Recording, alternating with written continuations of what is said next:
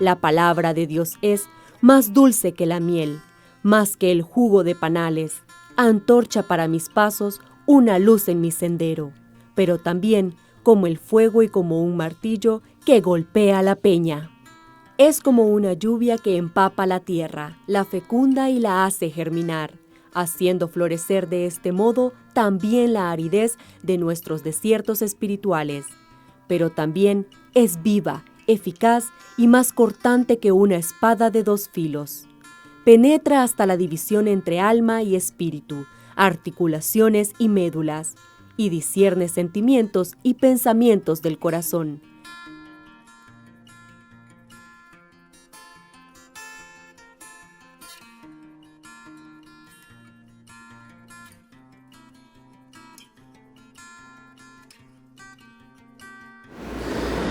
Al principio existía la palabra, y la palabra estaba junto a Dios, y la palabra era Dios.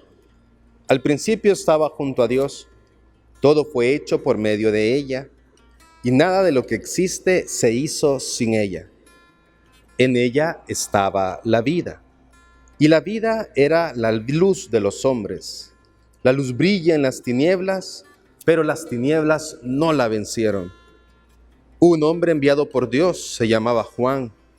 Este vino como testigo para dar testimonio de la luz, para que todos pudieran creer por medio de él. Él no era la luz, sino que vino a dar testimonio de la luz. La palabra era la luz verdadera que al venir a este mundo ilumina a todo hombre. Ella estaba en el mundo y el mundo fue hecho por ella, pero el mundo no la conoció. Y vino a los suyos, y los suyos no la recibieron.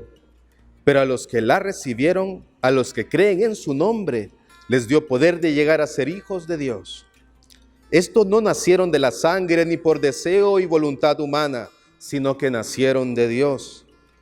Y la palabra se hizo carne y puso su morada entre nosotros, y hemos visto su gloria, la que recibe del Padre como Hijo único, lleno de gracia y verdad.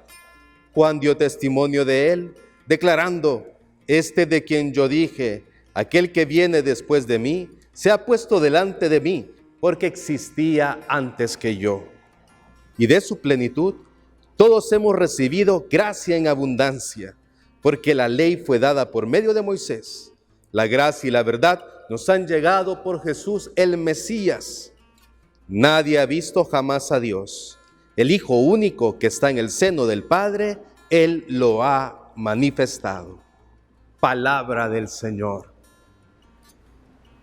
Qué alegría estar con ustedes una vez más, queridos hermanos, en su programa El Proyecto de Dios en tus manos. Este espacio de reflexión, aprendizaje, meditación y estudio de la Sagrada Escritura, que gracias a la producción de Suyapa Medios, podemos ahora compartir con ustedes en sus hogares y a través de todas las plataformas de los medios de comunicación de la Iglesia. Soy el Padre José Antonio Chavarría y nuevamente es una alegría poder entrar en la intimidad de su hogar, de su oficina o donde esté ahora mismo siguiendo este programa para navegar, profundizar, estudiar y sobre todo enamorarnos un poquito más de la palabra de Dios. En los dos programas anteriores hemos venido haciendo una introducción en elementos quizás muy básicos, sencillos sobre la Sagrada Escritura. ¿Cuál es el nombre de la Biblia? El origen, que habíamos dicho que era del griego biblos, por ejemplo. ¿Cómo se llamaban los autores o se les llama a los autores sagrados que han escrito la Sagrada Escritura? Recordamos la palabra técnica que aprendimos, agiógrafos, escritores santos. Hemos venido viendo cómo la Biblia no es un libro, es un conjunto de libros que está organizado en dos momentos o dos etapas de la salvación: la etapa preparatoria del Antiguo Testamento y la etapa de plenitud del Nuevo Testamento. El Antiguo con 46 libros y el Nuevo con 27 libros.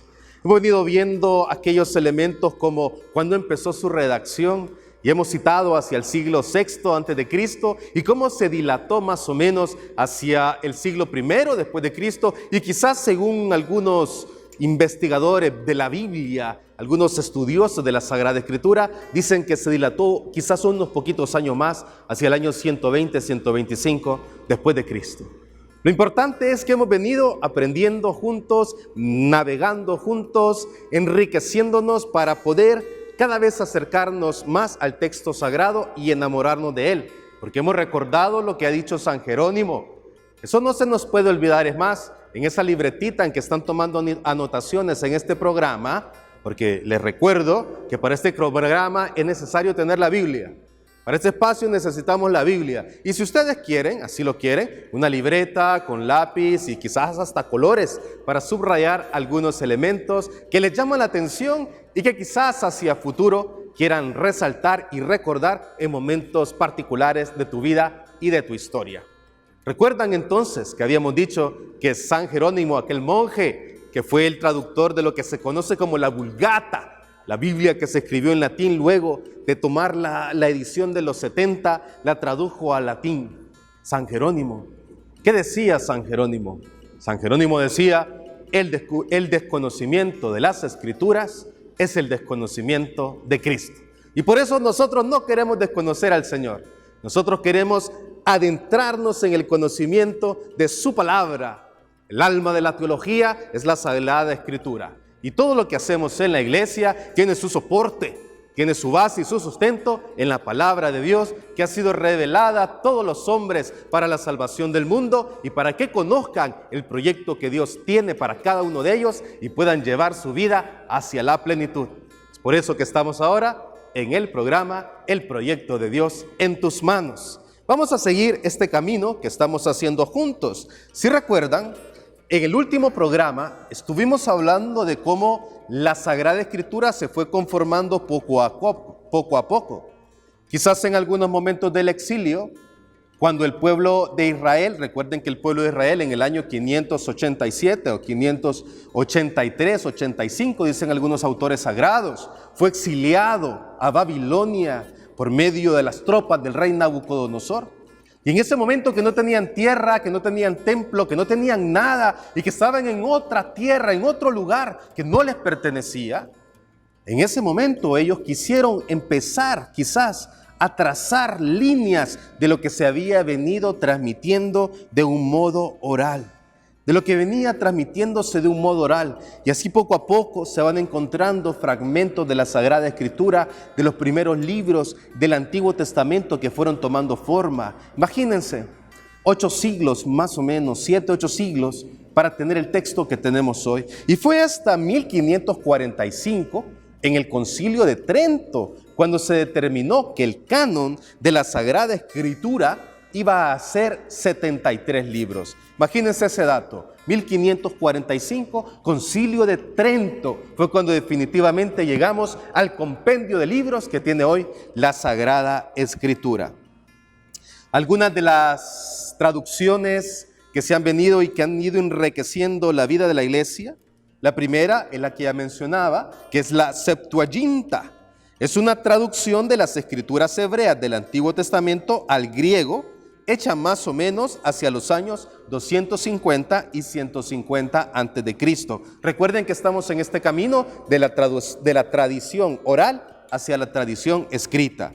Luego de que apareciera la Septuaginta en el siglo III, II después de Cristo, aparece lo que hemos dicho antes, la Vulgata, que es la traducción de la Biblia completa de las lenguas originales hebreo y griego al latín por San Jerónimo. Estuvo terminada más o menos la Vulgata cerca del año 400 después de Cristo. Es la primera traducción que se hace a partir de la lengua original de la Biblia, hebreo y griego, para traducirla y llevarla al latín.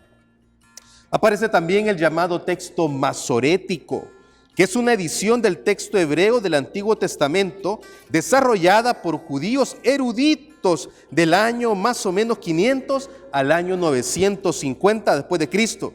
Fueron introducidos los puntos que hacen de vocales que el texto hebreo consonántico, masorá, que significa tradición.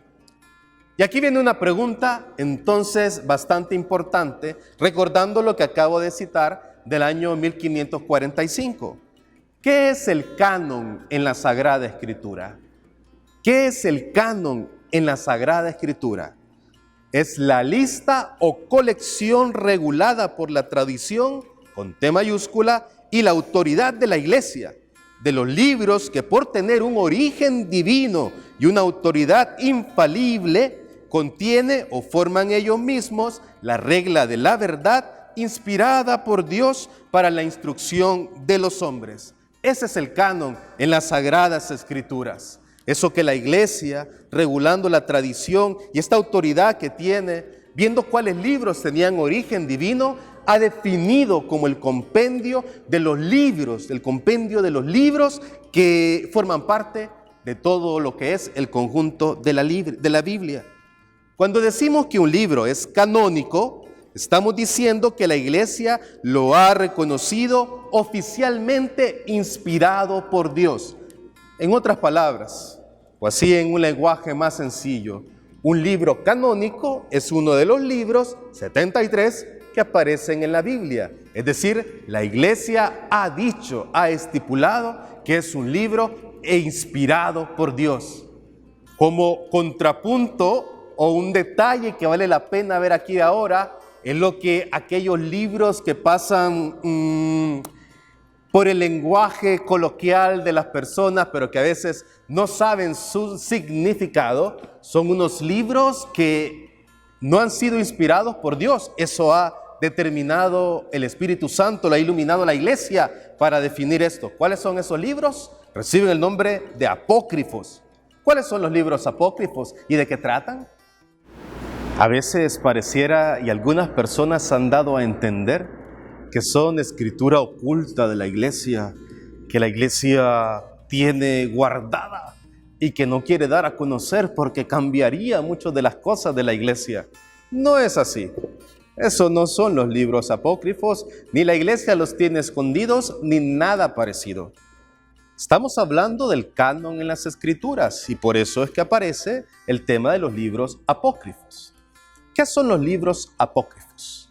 Apócrifos viene precisamente del griego. Recuerdan que habíamos hablado del griego en agiógrafos, que eran escritores santos, que venía santos, agios, y grafé, escritura.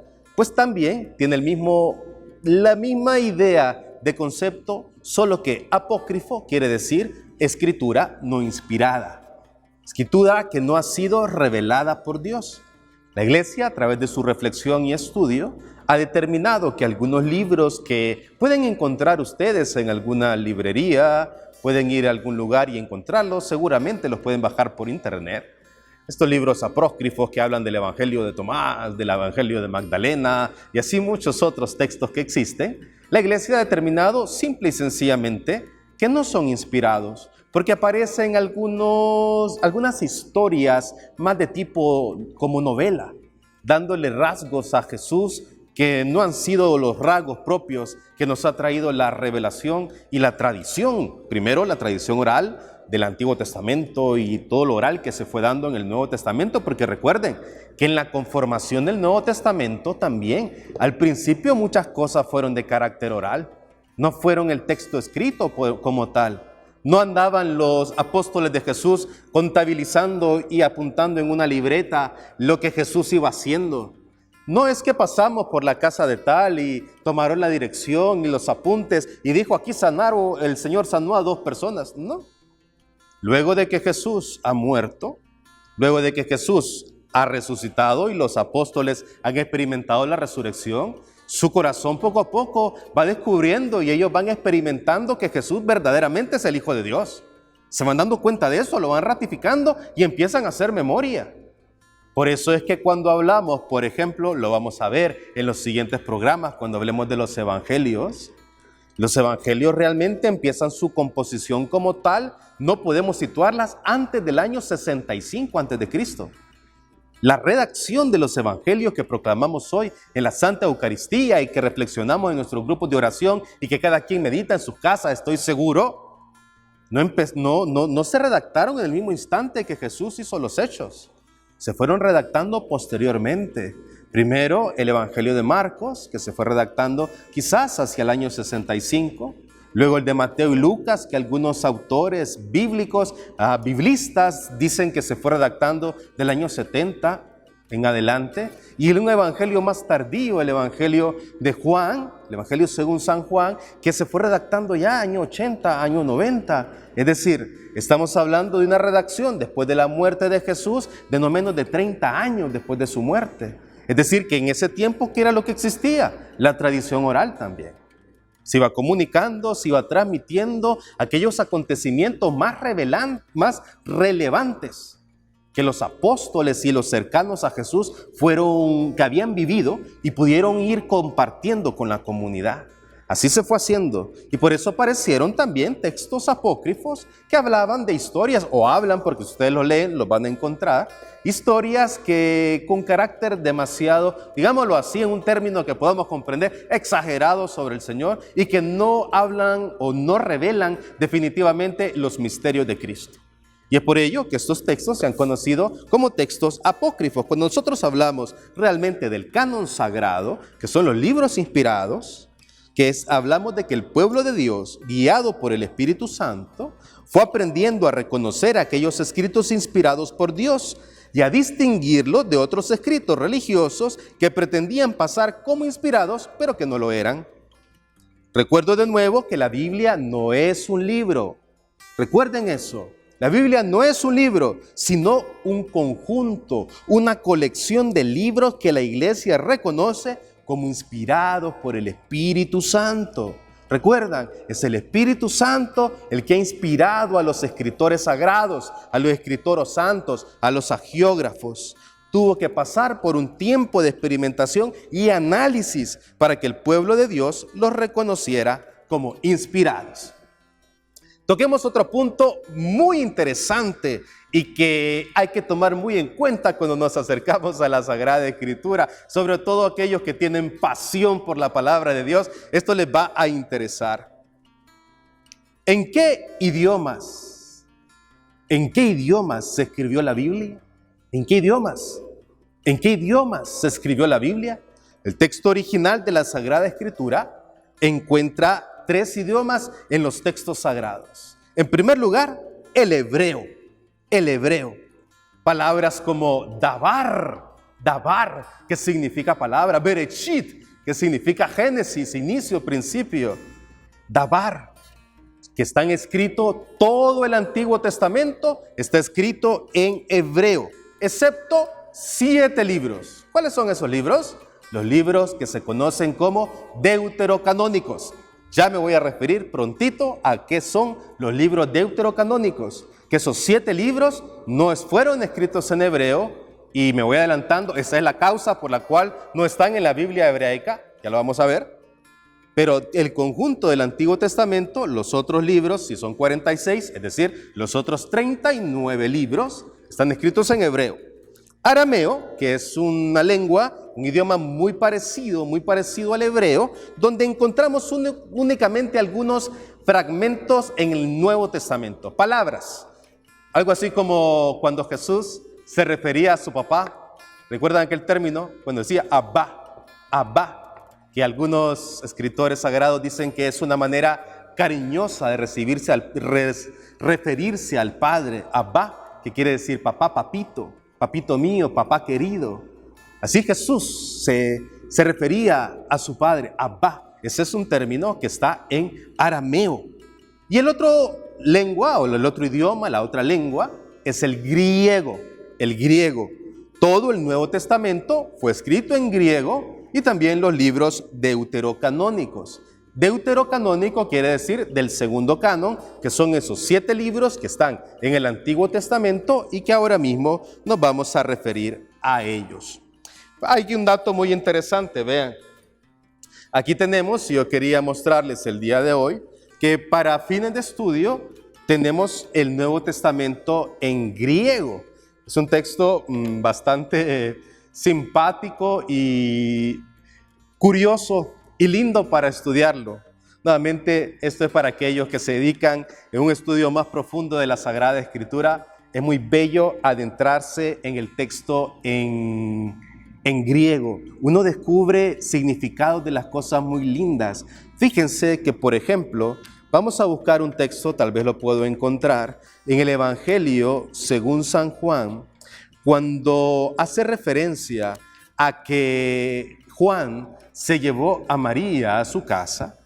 En algunas de las traducciones del texto ya en español, cuando tenemos la Biblia ya traducida, dice que Juan se la llevó a su casa.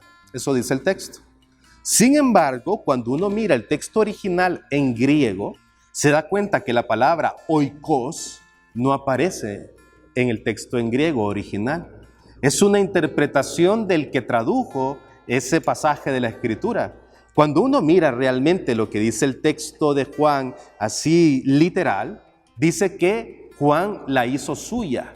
Lo que pasa es que quizás poner esas palabras en la Biblia con personas que no son muy estudiosas les puede parecer extraño. Pero cuando estudiamos la Escritura y el significado de esa palabra, es decir, ¿qué quiso decir el autor sagrado? Quiso decir, Juan hizo que fuera su mamá. La asumió como propia, realmente la amó como su madre. Y eso tiene un sentido mucho más bello, mucho más hermoso que decir simplemente se la llevó a su casa, ¿no? En este caso, más bien, es decir, la asumió como su propia madre. Miren, qué bello es cuando podemos navegar en la Sagrada Escritura y cada vez aprender un poquito más. Volvamos a los libros deuterocanónicos. Disculpen que me pierda a veces en estos detalles, pero es que me emociona pensar en toda la diversidad que encontramos en la Sagrada Escritura. ¿Cuáles son los libros deuterocanónicos? Deuterocanónicos es una palabra compuesta del griego deuteros, que quiere decir segundo, y el canon, que quiere decir inspirado o de la ley. Todos estos escritos están en griego. ¿Cuáles son estos libros? Eclesiástico, Sabiduría, Baruch, Judith, 1 y 2 de Macabeos, Tobías y algunas partes de Esther y Daniel. Estos libros se escribieron en el contexto, recuerden algo muy importante, hay una época que se llama el Gran Imperio Griego, que fundó el gran Alejandro Magno, que fue el imperio que pasó inmediatamente después del Imperio Persa. En ese momento, en que era el Imperio Griego, es cuando se escriben estos libros deuterocanónicos, en ese momento. Para los hebreos, la única lengua para escribir un libro sagrado, es decir, la lengua divina, es la lengua hebrea. Y como ellos ven que estos libros están escritos en griego, consideran que no son inspirados. Pero la Iglesia, después de una reflexión, sí los determina como inspirados. Y es por eso que ahora aparecen en el canon de nuestra Sagrada Escritura. Y aquí vendría otra pregunta. ¿Dónde se escribió la Biblia? ¿Se escribió en el cielo y luego cayó traída o fue enviada por Dios de mano de los ángeles y se la entregó a alguien? No. La Sagrada Escritura, como hemos dicho antes, es una apuesta de la experiencia del pueblo, de su experiencia de Dios puesta por escrito, con los escritores sagrados, los llamados agiógrafos, escritores inspirados, escritores santos. La Biblia no se escribió en un solo lugar, repito, la Biblia no se escribió en un solo lugar, ni siquiera en un solo país.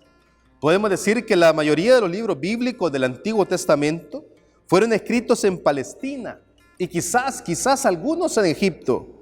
Los del Nuevo Testamento, algunos se escribieron en Palestina, otros en Asia Menor, en Grecia y en Macedonia. Imagínense, luego de este recorrido que hemos hecho, un texto que no solo es un libro, sino que es un conjunto de libros, escrito a diversas manos, inspirados por el mismo Espíritu Santo, por Dios, el Espíritu Santo, que ha dinamizado el corazón y la mente de los que han escrito para poner en papel la experiencia de un pueblo que camina con Dios, la experiencia de la humanidad y Dios caminando juntos. Este libro que no se ha escrito en un solo lugar, sino en varios lugares. Y este libro que hoy tenemos nosotros, el placer, la alegría de tener este conjunto de escritos que yo llamo y me encanta cuando damos cursos de Lección Divina, hablar de que son las cartas de amor para con la humanidad. Son palabras de amor que el Señor tiene para con nosotros, palabras que a veces nos confrontan, palabras que a veces atraviesan nuestro corazón, palabras que nos inspiran, que nos motivan, palabras que transforman, palabras que actúan, que lo que dice lo hace, palabra viva, palabra eficaz, Palabra, como decimos cuando empezamos el programa, me encanta, como un martillo que golpea. Han escuchado al inicio del programa ese hermoso conjunto de textos que tenemos para iniciar, que lo hacemos a modo de oración. Qué hermoso ver cómo Dios nos ha regalado la Sagrada Escritura. Fíjense que en el programa de hoy, ya para ir terminando, lo que ha venido siendo una introducción con elementos básicos en los cuales quizás muchos de los que están siguiendo el programa, el proyecto de Dios en tus manos, han dicho, no, Padre, eso son cosas muy sencillas, pero hemos querido partir de lo más sencillo, de lo más elemental, de lo más básico, para ir poco a poco escalando en el nivel del conocimiento. Ya en los siguientes programas hablaremos de una introducción de elementos básicos para comprender el Antiguo Testamento. Luego, elementos básicos para comprender el Nuevo Testamento. Vamos a adentrarnos un solo programa en el conjunto de los libros del Pentateuco. Vamos a adentrarnos también en el conjunto de los libros proféticos del Antiguo Testamento. Vamos a adentrarnos en los evangelios, comprender los evangelios sinópticos y el evangelio de Juan. Este evangelio de una teología un poco más tardía. Luego vamos a ver los escritos paulinos, las cartas católicas, y vamos a ir creciendo hasta llegar a meditar el libro del Apocalipsis y tratar de leer o descifrar ese lenguaje cifrado que está en ese libro misterioso, pero que en lugar de misterioso es de esperanza, porque ese libro de la revelación se llama, así se traduce el Apocalipsis, el libro de la revelación.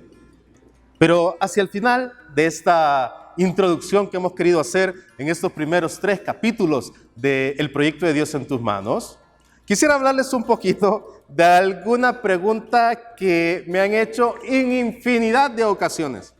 No falta la llamada o alguien que después de la misa o alguien que después de un curso me hace la pregunta, Padre, ¿cuál es la mejor Biblia que puedo comprar? Y uno trae las manos a la cabeza y tremenda pregunta, ese es un misterio un poco complejo, porque entonces estaríamos diciendo de que una Biblia es mejor que la otra. Y no podemos decir eso. Lo que podemos decir es que cada una de las diferentes traducciones y cada una de las diferentes, los que se dedican a la traducción y al trabajo de la Sagrada Escritura, cada uno puede darnos un aporte distinto. En cada uno podemos encontrar diferentes cosas que nos pueden ayudar. Como ya vieron, aquí saqué pusimos un poquito de las Biblias que son mías para mi estudio, las que utilizo para mi estudio. Aquí tenemos algunas, no las quise traer todas, pero sí algunas que nos pueden ayudar y servir de ejemplo para darnos cuenta algunas de las diferencias que podemos tener. Por ejemplo, hay una Biblia muy particular que casi todos conocen, que se llama la Biblia latinoamericana. Esta es como de popular reproducción, de popular distribución en todos lados. Siempre que uno va a una casa encuentra una Biblia latinoamericana, la mía es de pasta blanda y una es de pasta dura. ¿Qué es lo que pasa con esta Biblia? Esta Biblia tiene la particularidad de tener un lenguaje muy sencillo, pero tiene algunas cosas muy positivas, que en la mayoría de Biblias, de estudios sobre todo, aparecen lo que son los pies de página. Y a veces a nosotros se nos olvida eso. Aparecen los pies de página. En alguna cita bíblica aparece algún asterisco que nos envía al pie de página. Y eso te ayuda a comprender muchísimo más lo que el escritor sagrado nos quiere dar a entender. También aparece lo que son las referencias bíblicas. ¿Qué son las referencias bíblicas? Que a un lado de un texto bíblico aparecen otras citas bíblicas con las cuales, si yo las leo, puedo comprender mucho mejor este texto bíblico. Si ven, esto es algo bastante interesante, bastante que nos debería llamar la atención. Por ejemplo, ¿recuerdan ustedes el pasaje cuando a Jesús lo confrontan sobre aquella mujer que se había casado con 7 hermanos y que todos habían muerto? Y que eso se lo preguntan los saduceos porque no creen en la resurrección de los muertos. Y para hacer caer a Jesús en un error, le dicen, ¿con quién va a estar casada? Y Jesús les hace una respuesta de que cuando estemos en el cielo seremos como ángeles y ya no existirá eso. Sin embargo, ¿de dónde brota esta pregunta? Cuando ustedes van a su Biblia se van a dar cuenta que en ese texto del Evangelio hay una referencia bíblica que los va a mandar al libro del Deuteronomio en el capítulo 5, en capítulo 25, Levítico, versículo 5, donde vamos a encontrar la referencia a la ley del levirato. Y así muchas otras cosas. Tenemos la Biblia latinoamericana, tenemos la Biblia de Jerusalén, la Biblia católica para jóvenes, la Biblia de nuestro pueblo, la Biblia católica de la familia, tenemos la Biblia del pueblo de Dios, del editorial Verbo Divino, que vamos a tener prontamente lo que es la Biblia de la Iglesia en América. Esta es una edición que todavía no sale a la venta, pero que pronto la podrán tener ustedes. Al final de cuentas, queridos hermanos, lo importante es que medites la Biblia, que la leas, que la ores y que la vivas. Que la palabra de Dios se encarne en tu corazón para que dinamice tu vida y tu historia. Eso es lo fundamental. Cada una te va a aportar algo distinto.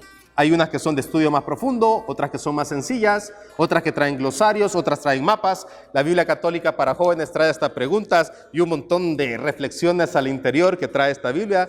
Las Biblias siempre traen introducción, es decir, no importa cuál Biblia tengas. Lo importante es que medites con ella, lo importante es que ores con la palabra y lo importante es que la vivas. Que la palabra del Señor esté en tu corazón y que esté también en tus acciones. Recuerda, el desconocimiento de las Escrituras es el desconocimiento de Cristo. Nos vemos en una próxima edición de tu programa, El Proyecto de Dios en tus manos. Dios les bendiga.